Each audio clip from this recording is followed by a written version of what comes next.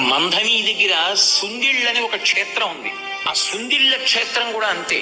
నరసింహస్వామి, యోగ నరసింహస్వామి. అసలు ఆ క్షేత్రానికి బయలుదేరితే బాహ్యాంతర శౌచములు లేకపోతే అసలు ఆ ఊరికి వెళ్ళనివ్వడు. దారి తప్పిపోతుంది కారు, ఇంకోవైపుకి వెళ్ళిపోతుంది. ఆ ఊళ్ళో ఉన్న వాళ్ళు కూడా తీసుకెళ్లలేరు. నాతో స్వయంగా అక్కడ వేద పండితులు చెప్పారు, ఆ ఊరు వెళ్ళలేం, దారి మర్చిపోయి ఎటో వెళ్ళిపోతుంది కారు. ఒకవేళ వెళ్ళిన ఆ దేవాలయం రాజద్వారం దాటి అడుగు లోపలికి పెట్టలేరుట, స్పృహ తప్పి పడిపోతారు. ఆయన అనుగ్రహము ఉంటేనే లోపలికి వెళ్ళడం. నేను ఆ క్షేత్రానికి వెడతాను అని అడిగినప్పుడు కూడా నన్ను తీసుకెళ్లినటువంటి వేద పండితుడు ఏం చెప్పారంటే, అయ్యా ఇత పూర్వం ఒకసారి నేను ఒకళ్ళని తీసుకెళ్లబోయి దారి తప్పిపోయాను, నాకే గుర్తులేదు ఆ ఊరేమిటో. ఆ ఊరికి ఆ ప్రభావం ఉందండి.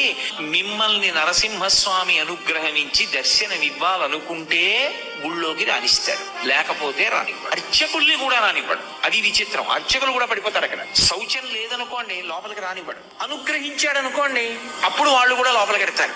అంత శక్తివంతం. మంధని దగ్గర